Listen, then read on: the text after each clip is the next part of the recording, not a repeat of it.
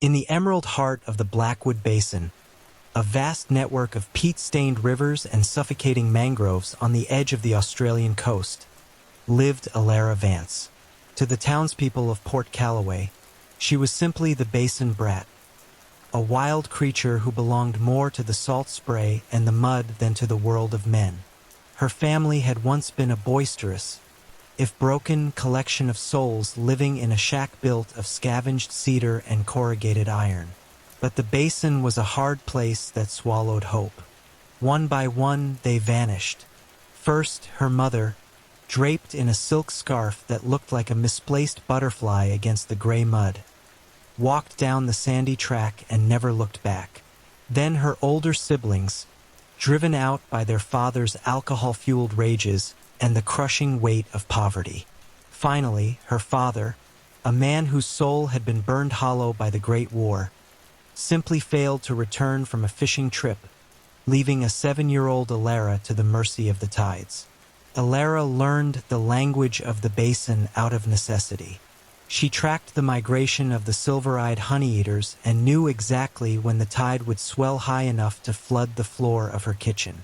She survived by digging for mud crabs and selling them to Jumpin' Jack, an elderly indigenous man who ran a small wharfside supply store and was the only person in Port Calloway who looked at her with kindness rather than pity or disgust. Jack and his wife, Mabel, became the silent guardians of her periphery, leaving out old clothes and books, teaching her that the world wasn't entirely made of abandonment. As Alara grew into a lean, sun-hardened young woman, she found solace in the meticulous beauty of the natural world. She began to collect specimens, feathers of the azure kingfisher, the skeletal remains of sea urchins, and the intricate, translucent shells of the chambered nautilus. She lacked a formal education, but she possessed a scientist's eye. She drew them with charcoal on the backs of discarded labels, capturing the exact curve of a beak or the serrated edge of a leaf. Her life was a solitary orbit until she met Silas Thorne. Silas was the son of a local boat builder, a boy with eyes the color of the deep channel and a heart that didn't fear the mud on Alara's skin. He found her one afternoon while she was trying to free a tangled pelican from a fishing line. Instead of mocking her, he helped. Silas became her bridge to the world of the literate. He brought her old textbooks and taught her to read under the dappled shade of the paperbark trees. He showed her that the markings she made on paper had names: biology, ecology, poetry. Through him, Alara realized she wasn't a feral accident of nature, but a part of a grand, complex system. Their bond deepened into a quiet, desperate love, a secret shared between the rushes and the water. But Silas was ambitious. He won a scholarship to study marine biology in the city. He promised to return for her on the night of the spring tide, but as the moons waxed and waned, the wharf remained empty. Alara, once again, learned the lesson the basin had been trying to teach her since childhood. People leave. The vacuum left by Silas was eventually filled by a far more dangerous presence: Julian Vane. Julian was Port Calloway's golden boy, the star athlete and heir to a cattle station fortune. To Julian, Alara was a challenge, a piece of the wild landscape he wanted to conquer. He pursued her with a charming persistence that Alara, starved for human touch and still reeling from Silas's silence, eventually mistook for genuine affection. He brought her trinkets and promised her a life away from the shack, a life of soft beds and silk dresses. But Julian's love was a cage. He had no interest in her drawings or her knowledge of the tides. He wanted a secret mistress he could hide away from his high society peers. When Alara realized he had no intention of marrying her and was, in fact, engaged to a girl from a wealthy family in the city, she tried to break it off. Julian's charm curdled into a violent, possessive rage, leaving Alara bruised and terrified in the dark of the mangroves. Then the basin gave up a secret of its own. Julian Vane's body was found at the base of the old fire watch tower. His neck snapped and his expensive watch shattered. There were no footprints in the soft silt around the tower, a feat deemed impossible by the local constabulary. The town of Port Callaway, fueled by decades of prejudice against the Basin brat, immediately turned its eyes toward the shack in the mangroves. Alara Vance was arrested and charged with the murder of the town's favorite son. The trial was a spectacle of class warfare and superstition. The prosecution painted her as a vengeful siren, a creature of the swamp who had lured a noble boy to his death. Alara sat in the wooden dock, her back straight as a reed, watching the townspeople who had never spoken a word to her decide her fate. The evidence was circumstantial, but the hatred was concrete. They pointed to the red wool fibers found on Julian's jacket, fibers that matched a coat Alara owned.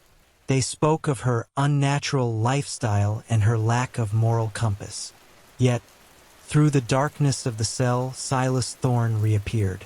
Now a man of science, he had returned too late to save her from Julian, but he was determined to save her from the gallows. He testified to her character, to her brilliance, and to the impossibility of her being in two places at once. The jury, however, was swayed not by science, but by the lack of a smoking gun. There was no direct witness, and the basin's tides had washed away any definitive proof of a struggle. In a verdict that shocked the town, Alara was acquitted, though she was never truly forgiven. Alara returned to her shack, but she was no longer the frightened girl Silas had left behind. She became a world-renowned naturalist, publishing her meticulously detailed books under a pseudonym, The Spirit of the Basin. Her work on the migration patterns of coastal birds became the definitive text for a generation of scientists. She lived out her days in the quiet company of the water, Silas eventually moving into the shack with her, the two of them finding a late-blooming peace in the rhythm of the tides. It wasn't until after Alara passed away, an old woman with skin like cured leather and eyes that still held the spark of the kingfisher, that Silas found the truth. Hidden beneath a floorboard, tucked inside a box of her finest sketches, was a poem about the necessity of the predator and the prey.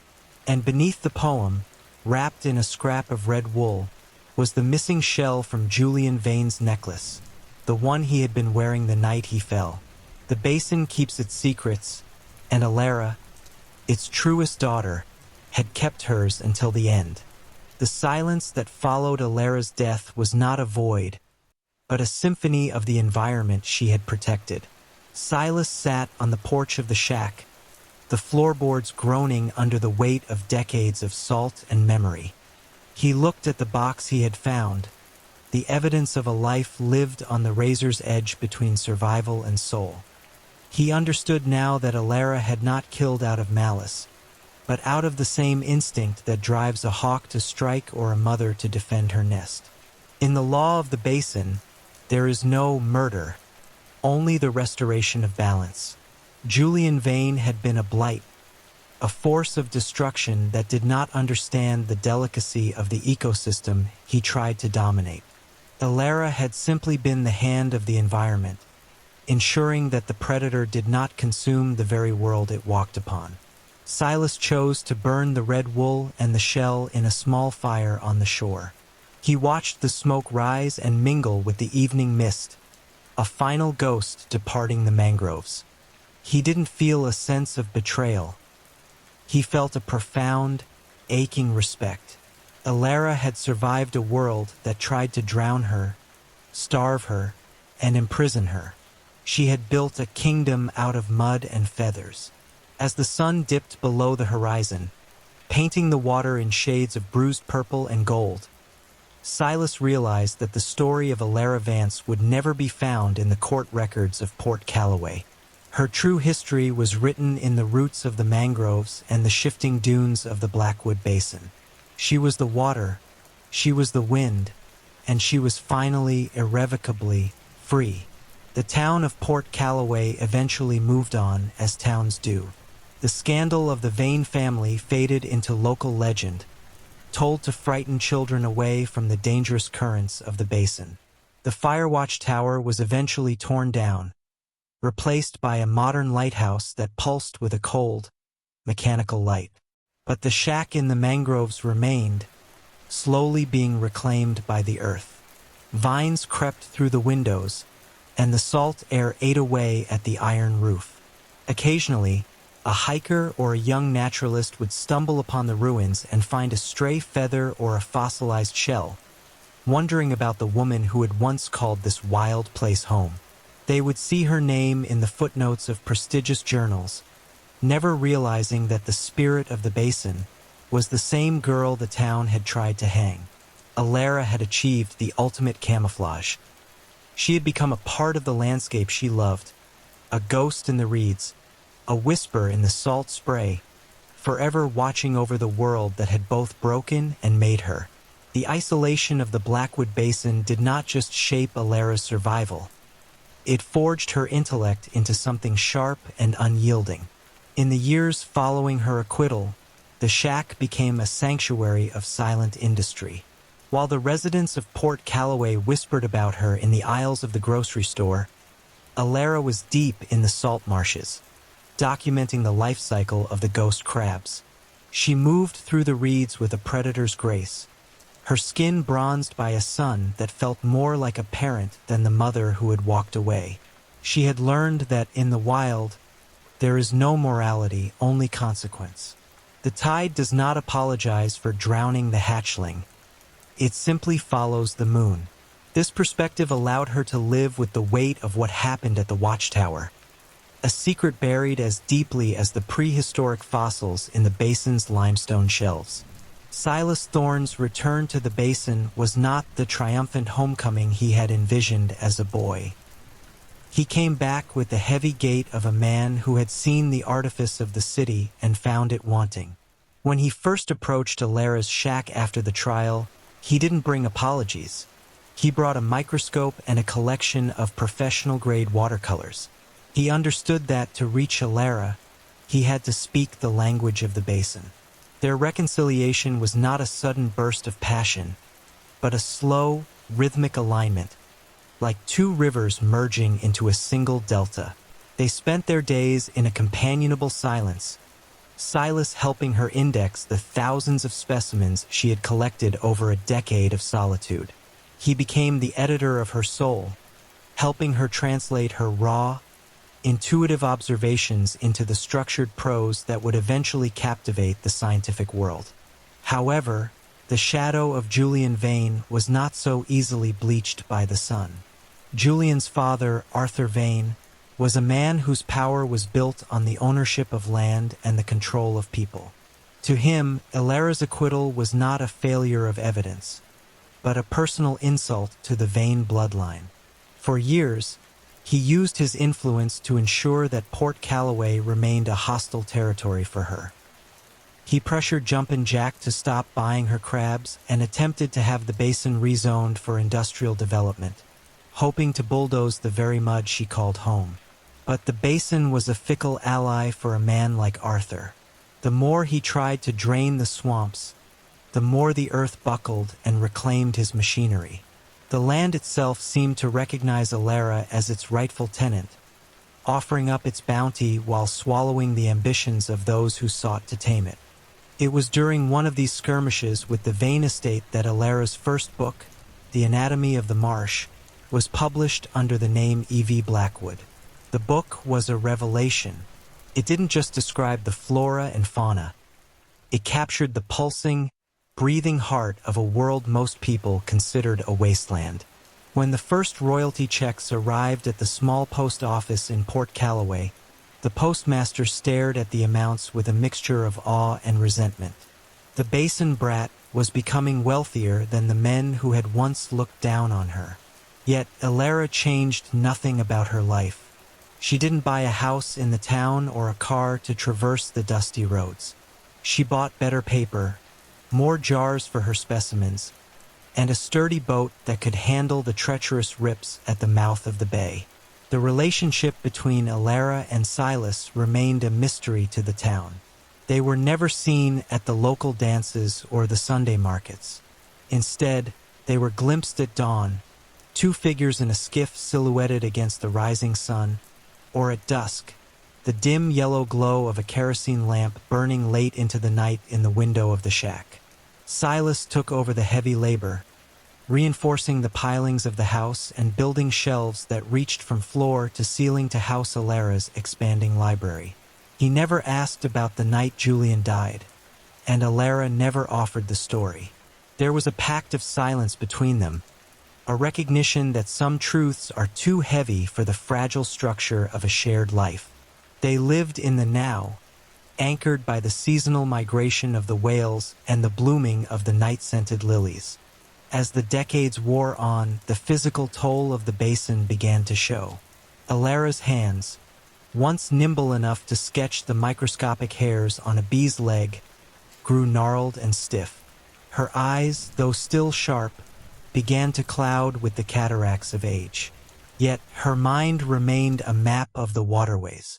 Even when she could no longer trek into the deep mangroves, she could tell Silas exactly where the rare orchids would be blooming based on the scent of the wind and the humidity in the air. She had become so attuned to the environment that she was no longer an observer. She was a sensory organ of the basin itself. Silas, ever the faithful gardener of her legacy, began to take over the correspondence with her publishers, protecting her privacy with a ferocity that matched her own. The final years of Alara's life were marked by a profound sense of completion. She had watched the children of Port Calloway grow up, leave, and return as old men, their prejudices softened by time or replaced by a distant, wary respect. The town had eventually stopped trying to drive her out, realizing that she was as much a part of the local geography as the jagged cliffs of the headland. When she finally felt the end approaching, she didn't fear it. To Alara, death was simply another transition, a shedding of the skin before returning to the peat and the salt. She gave Silas specific instructions for her passing. No coffin, no church, and no headstone. She wanted to be returned to the water, where the currents would carry her fragments to every corner of the basin she had mapped so carefully. After she passed, Silas remained in the shack for a single month, a period of mourning that consisted of meticulously cleaning every specimen jar and organizing every final sketch. It was during this time that he discovered the hidden compartment beneath the floorboards. When he saw the red wool and the shell, he didn't weep. He sat on the floor in the cooling twilight and felt a strange, chilling sense of awe.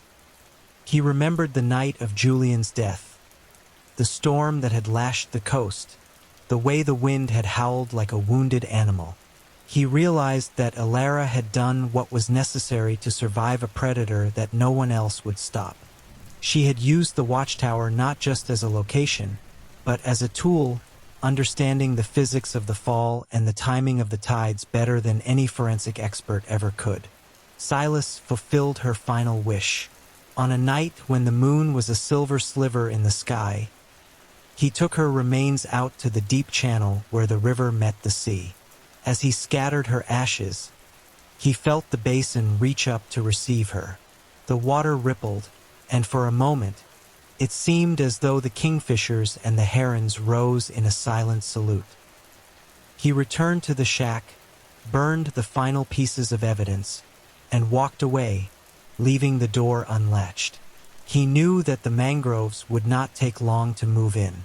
Within a few years, the vines would pull the roof down, and the silt would fill the rooms, preserving Alara's world in a tomb of earth and salt. The legacy of Evie Blackwood lived on in the universities and libraries of the world, far from the mud of the Australian coast. Students studied her drawings, marveling at the precision and the obvious love for the unloved places of the earth. They spoke of her as a pioneer, a woman who had broken barriers in a field dominated by men. But in Port Calloway, she remained a ghost story. Sometimes, A fisherman late on the water would swear he saw a flash of a white boat in the mist, or heard the rhythmic splash of an or where no boat should be. They called it the ghost of the basin, never realizing that Elara Vance had never truly left. She had simply finally achieved the perfect camouflage, her spirit woven into the very fabric of the tides, the reeds, and the endless, whispering wind.